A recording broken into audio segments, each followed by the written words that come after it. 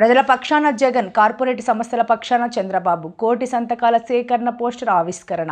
వైకాపా ఉత్తరాంధ్ర జిల్లాల regional coordinator మాజీ మంత్రి కురసాల కన్నబాబు ఆధ్వర్యంలో కోటి సంతకాల పోస్టర్ ఆవిష్కరణ కార్యక్రమాన్ని కాకినాడ రూరల్ మండలం కన్నబాబు క్యాంపు కార్యాలయంలో వైకాపా నాయకుల ఆధ్వర్యంలో ఆవిష్కరించడం జరిగింది. ప్రజల పక్షాన జగన్, కార్పొరేట్ సంస్థల పక్షాన చంద్రబాబు. కోటి సంతకాల సేకరణ పోస్టర్ ఆవిష్కరణ. వైకాపా ఉత్తరాంధ్ర జిల్లాల రీజనల్ కోఆర్డినేటర్ మాజీ మంత్రి కురసాల కన్నబాబు ఆధ్వర్యంలో కోటి సంతకాల పోస్టర్ ఆవిష్కరణ కార్యక్రమాన్ని కాకినాడ రూరల్ మండలం కన్నబాబు క్యాంప్ కార్యాలయంలో వైకాపా నాయకుల ఆధ్వర్యంలో ఆవిష్కరించడం జరిగింది.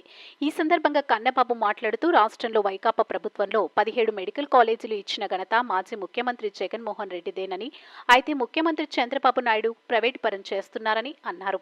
నిన్న నర్సీపట్నంలో మెడికల్ కాలేజీని చూడడానికి వచ్చిన మాజీ ముఖ్యమంత్రి జగన్మోహన్ రెడ్డిని అడుగడుగునా కూటమి ప్రభుత్వం ఇబ్బందులకు గురి చేస్తుందని, వర్షాలోనూ వేలాదిగా ప్రజలు తరలి వచ్చారని అన్నారు. 15 నెలల కాలంలో ప్రజలు కూటమి ప్రభుత్వం వల్ల ఇబ్బందులు పడ్డారని, అలాగే కేజీహెచ్లో పరామర్శించడానికి వెళ్లమని, అక్కడ ఎస్టీ గురుకుల పాఠశాలకు సంబంధించి 600 మందిలో 200 మంది పిల్లలకు పచ్చకామర్లు బాధపడుతున్నారని, 2 మృతి తర్వాత చంద్రబాబు ప్రభుత్వం గుర్తుకు వచ్చిందని అన్నారు.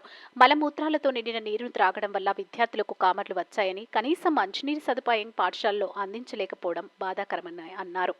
ఈ కార్యక్రమంలో వైకాపా రాష్ట్ర మహిళా ఉపాధ్యక్షురాలు Jammalamadaka Nagamani, ZPTC Nurukurthi Ramakrishna, minority cell Vaikapa state general secretary Shaik Kareem Basha, Najvali Gurunatham, Bezawada Satyanarayana, Anusuri Prabhakar, Nemam Chinna, Gopisetti Babji, Vijayasarathi, Nallarani, Pullakoti John Prabhakar, Karri Chakri, Nagababu, Kothapalli Girish, ఎంపీటీసీలు, వైకాపా నాయకులు తదితరులు పాల్గొన్నారు.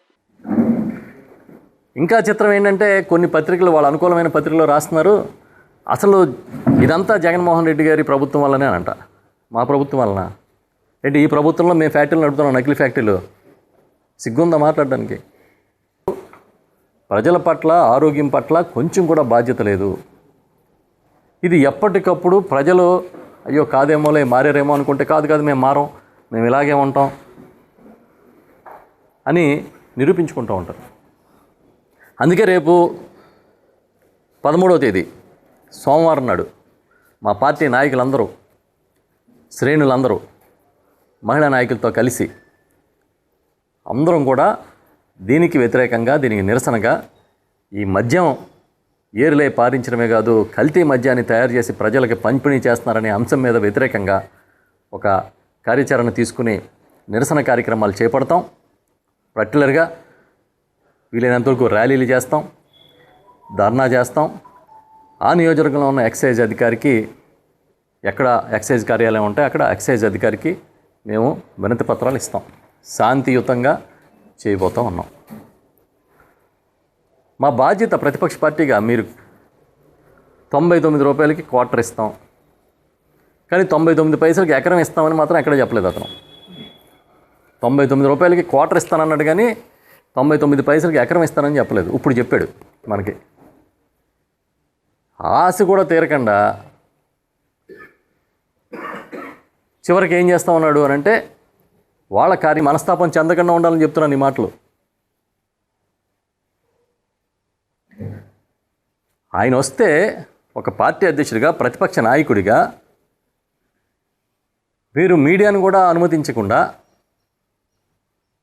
ఆపగలిగారా? పోనీ ఏమన్నా ఆ కవరేజీని ఆపగలిగారా? ఎవరిని సంతోషపెట్టాలని అధికారులు పనిచేస్తున్నారని అడుగుతున్నాను నేను. మనం చేసేది కరెక్టా కాదా ఒకసారి మీరే ప్రశ్నించుకోండి. ఇప్పుడే మా నాయకుడు ఒక ఆయన ఫోన్ చేసి చెప్తున్నారు, వాళ్ళ సిఐ గారు ఫోన్ చేసి నిన్న పిలిచి, ఒక డిఎస్పీ గారిని, మీరు 25 మంది పేర్లు ఇవ్వండి, వాటిని వెరిఫై చేసుకుంటాం, వాళ్ళ ఫోటోలు ఇవ్వండి, చెక్ పోస్ట్ దగ్గర పంపిస్తామని. చెక్ పోస్ట్ దగ్గర పంపడానికి వాళ్ళు ఏమన్నా ఎక్కడికి వెళ్తున్నారు? వాళ్ళు ఏమన్నా కల్లోలిత ప్రాంతాలకు వెళ్తున్నారా, లేకపోతే నక్సలిజం చేయడానికి వెళ్తున్నారా? జగన్ గారిని చూడడానికి, ఆయనకి మద్దతు తెలపడానికి వెళ్తున్నారు. మేము ఒకటే చెప్తున్నాం, ఈ ప్రభుత్వం చేసే తాటాకు చప్పుళ్ళకి భయపడే నాయకత్వం వైఎస్ఆర్ పార్టీది కాదు. మీరు కేసులు పెట్టడం ఇవాళ మొదలవ్వలేదు. 2024లో అధికారం వచ్చినప్పటి నుంచే కేసులు పెడుతున్నారు, దందాలు చేస్తున్నారు, కొడుతున్నారు, తిడుతున్నారు, ఇష్టానుసారం చేస్తున్నారు. మీకు అధికారం ఇచ్చింది, మీరు ఇచ్చిన మాటలు నిలబెట్టుకునే కార్యక్రమం చేయండి. మీకు ఎందుకు అధికారం ఇచ్చారో ఒకసారి మననం చేసుకోండి, గుర్తు చేసుకోండి. మనం ఏం చెప్పాము ఎన్నికల ముందు హామీలు, అబద్ధాలు ఎలా చెప్పాము, అయిపోయింది గెలిచేసాం అనుకుంటే కుదరదు. మళ్ళీ ప్రతి 5 ఏళ్ళకి ఒకసారి ప్రజల దగ్గరికి వెళ్ళాలి. ఇంకొక ముఖ్యమైన కార్యక్రమాన్ని కూడా మేము టేకప్ చేస్తున్నాం. రేపు 13వ తేదీన ఉదయం రాష్ట్రంలోని ప్రతి నియోజకవర్గంలోని ఏదైతే నకిలీ మద్యం ఉందో ఈ రాష్ట్రంలో, ఏమైతే విచ్చలవిడిగా మద్యం వ్యాపారం జరుగుతుందో, ఏదైతే మీరు బెల్ట్ షాపులు వీధికి ఒకటి తెరిచారో, కొత్తగా కుటీర పరిశ్రమలాగా నకిలీ ఫ్యాక్టరీలు పెట్టి ప్రజల ఆరోగ్యంతో చెలగాటం చేస్తూ ఉన్నారు. వర్గాల్లోని 13వ తేదీన నిరసన కార్యక్రమాలు చేయాలని మా పార్టీ నిర్ణయం తీసుకుంది.